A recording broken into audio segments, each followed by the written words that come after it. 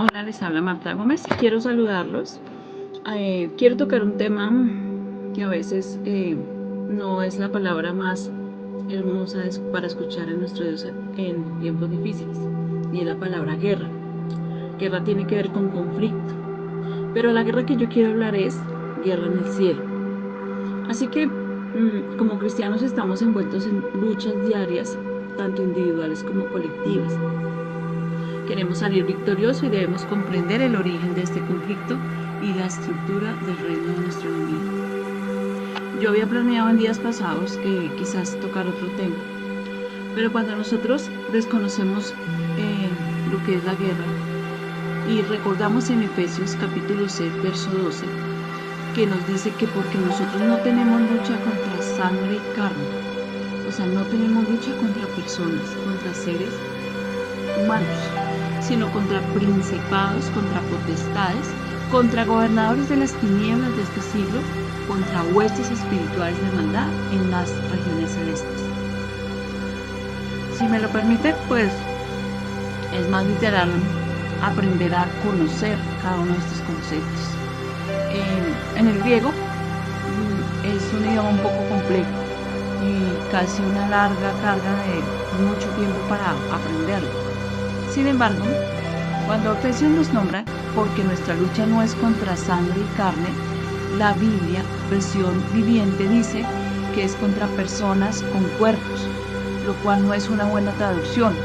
Nuestra lucha no es contra personas con cuerpos, sino contra principados, contra autoridades, contra los denominadores del mundo, de estas tinieblas presentes, contra huestes espirituales de maldad en las regiones celestes. Y comienza aquí mi texto, diciendo, no luchamos contra sangre y carne. Desafortunadamente muchos cristianos tenemos un concepto o una puntuación incorrecta de qué es la lucha, contra quién peleamos. Y yo diría en mis observaciones que la mayoría de cristianos nos equivocamos, no muchos, pero realmente estamos luchando contra huestes espirituales y a veces conceptualizamos a personas. Así que es un combate de boxeo. Hay ciertos golpes que no se permiten en la parte del cuerpo. La lucha, como se llama, es un combate total. La palabra que usaba Pablo aquí, estábamos en combate total contra las fuerzas espirituales, personas sin cuerpos, contra principados y potestades, y volveré tal vez a leer esa frase más adelante, contra denominadores del mundo de la oscuridad presente, contra huestes espirituales o fuerzas de maldad en los lugares celestes. Entonces, no me cabe duda que hay personas muy relevantes y muy importantes dentro de la guerra espiritual y estas enseñanzas como Derek Prince. Sin embargo, quiero que esta vez tocar este tema. ¿Por qué? Porque muchos tocamos temas anímicos, temas de guerra espiritual, temas de empoderamiento en la palabra de alguna manera. Pero olvidamos que el cristiano está expuesto día a día en una guerra espiritual. No se trata de estar viendo entes espirituales en toda parte, pero debemos entender lo que hablaba el apóstol Pablo, cuando decía, conozco a un hombre en Cristo que hace 14 años, no sé si en el cuerpo ni fuera del cuerpo, Dios lo sabe. Fue arrebatado hasta el tercer cielo y conozco a tal hombre, no sé si en el cuerpo ni fuera del cuerpo, Dios lo sabe. Cómo fue arrebatado al paraíso y oyó las palabras inefables que al hombre no le es lícito expresar. Pablo hablaba de alguien, de un creyente que tuvo una experiencia maravillosa y que fue arrebatado al tercer cielo. Pablo dice que no sabe si su cuerpo fue arrebatado con él o solo su espíritu, pero allí estaba el tercer cielo. Y fue arrebatado al paraíso y oyó las palabras inefables que no le es lícito al hombre expresar. Antes de convertirme en creyente, yo tuve experiencias también que en mi lógica humana no podía entender, pero que a la luz de la palabra he comprendido que hay un cielo, un infierno, pero que también hay un cielo que nosotros vemos. La definición de este tercer cielo no está explícitamente en la palabra de Dios como tal, pero sí lo menciona de manera textual dentro del argumento bíblico. Así que dice que este hombre escuchó a Dios mismo, estaba en el paraíso. Obviamente, este es el punto más alto donde Dios mismo mora. Así que el tercer cielo es un cielo superior. Por así decirlo, creo que el primer cielo es lo que nosotros vemos de manera visible. ¿En qué vemos este cielo? El sol, la luna, las estrellas, bueno, etcétera. Lo que puedes ver cuando miras hacia arriba. Ahora bien, entre el primer cielo y el tercer cielo debe haber un segundo cielo. Y creo que ese es el área donde se produce el conflicto. No creo que haya ningún conflicto en el cielo donde Dios mora. No existe ese tipo de conflicto en la tierra. ¿O sí? Pero si en este cielo intermedio entre la tierra y el trono de Dios hay un segundo cielo, ¿qué tipo de cielo hay? Ahora bien, ¿cómo surgió este conflicto? ¿Cuál es su origen? La Biblia nos dice ciertas cosas con respecto a esto. Nos dice otras cosas como es un error intentar saber más de lo que la Biblia dice. Pero es fundamental que averigüemos, así que voy a pasar ahora por Isaías capítulo 14. En mi traducción, el pasaje que estoy analizando comienza en el versículo 12 y se titula la caída de Lucifer. Estas son palabras proféticas dirigidas a cierto ser angelical que se rebeló contra Dios. Recordemos el pasaje. ¿Cómo has caído del cielo, oh Lucifer, hijo de la mañana? ¿Cómo has sido derribado, tú que debilitabas a las naciones? Ahora, entendamos la motivación de la rebelión de Lucifer. De alguna manera, permítanme decir, por supuesto, que el nombre actual de Lucifer es Satanás. Satanás significa adversario. La palabra griega diablo significa calumniador. Así que Satanás es el adversario de Dios y del hombre. El calumniador, recuerden eso.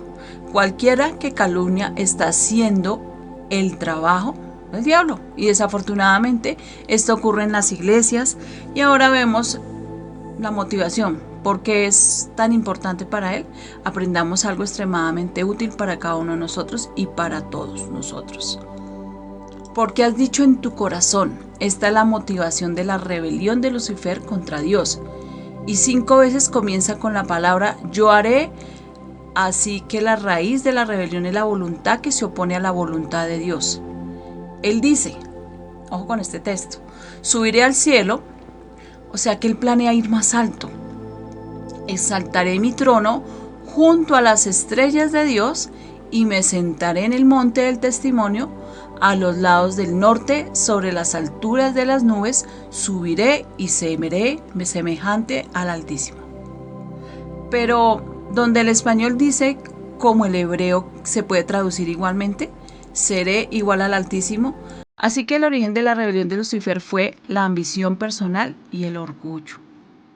Fíjense, a nuestro alrededor encontramos ambición personal.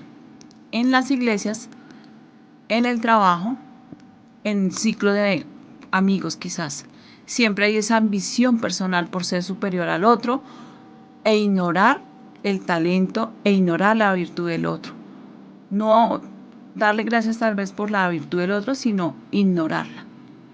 Eso se llama orgullo. Y me gustaría señalarles que esa es la principal causa del problema de de la iglesia hoy en día. La ambición personal. A menudo me pregunto cuántos ministros en la iglesia están motivados por la pasión por las almas y cuántos están motivados por la ambición personal de tener una iglesia grande o un reconocimiento ministerial poderoso. La lista tal vez sería muy grande. Celebrar las reuniones más grandes. Y puedo decirles que en experiencia personal he observado en mi vida personal, en las diferentes iglesias que he estado, eso.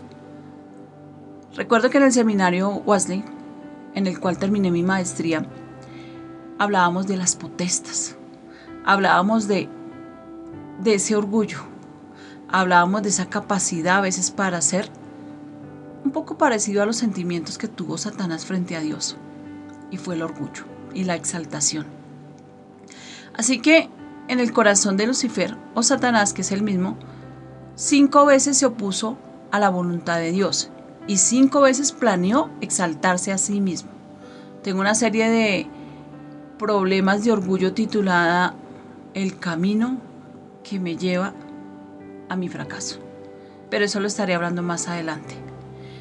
Ahora, dice, serás derribado hasta el Seol, hasta lo más profundo del abismo. Es totalmente cierto. El camino hacia arriba, si no es hacia arriba, es hacia abajo. Si quieres ascender o descender, cada uno decidimos con nuestras actitudes. Ahora quiero reflexionar en cuanto a los reinos celestiales y terrenales. Un ejemplo de lo que podríamos llamar conflicto espiritual, voy a pasar por Ezequiel, capítulo 28.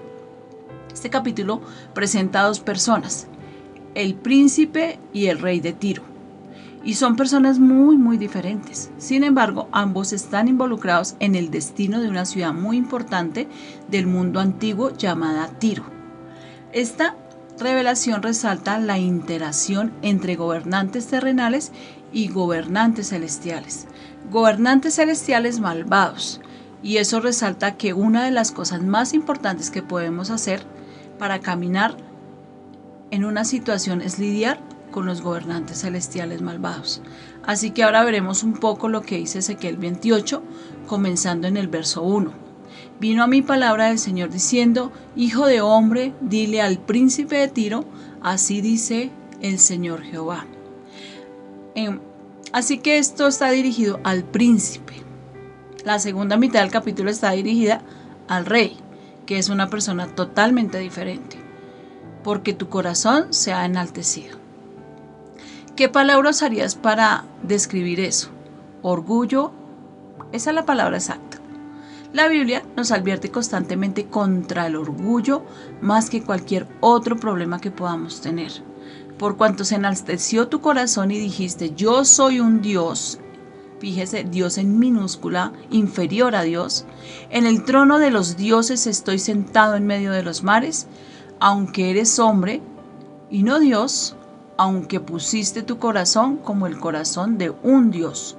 Así que el príncipe de Tiro es un ser humano que afirma ser Dios, como muchos otros seres humanos que quizás en tu país o en tu región creen ser Dios. Dioses pequeños, dioses inferiores, dioses limitados.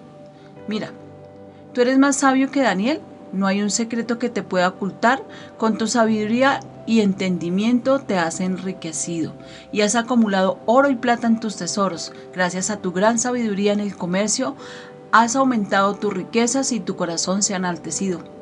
¿Qué es eso? Se llama orgullo. ¿A causa de qué? De las riquezas. ¿Cuántas personas podemos reconocer que su corazón es motivado por las riquezas, por el poder, por el reconocimiento? Y desconocemos a veces los talentos que Dios ha puesto alrededor de nuestra vida para hacer la obra de Dios. Y es triste decirlo, pero a veces estamos más preocupados por figurar, por destacarnos bajo un nombre, bajo una genealogía, bajo un apellido, y no bajo una unción y una ordenanza y un llamamiento hecho para el servicio de Dios. En días pasados yo comparaba que nosotros podemos ser como servidores públicos de Dios. Estamos al servicio de Dios y al servicio de las almas que necesitan escuchar de Dios. ¿Para qué? Para ensanchar el reino de los cielos. Ahora, perfecto. Hay una frase que dice, perfecto eres en todos tus caminos desde el día que fuiste creado hasta que se halló en ti iniquidad. Dios nos hizo a su imagen y semejanza.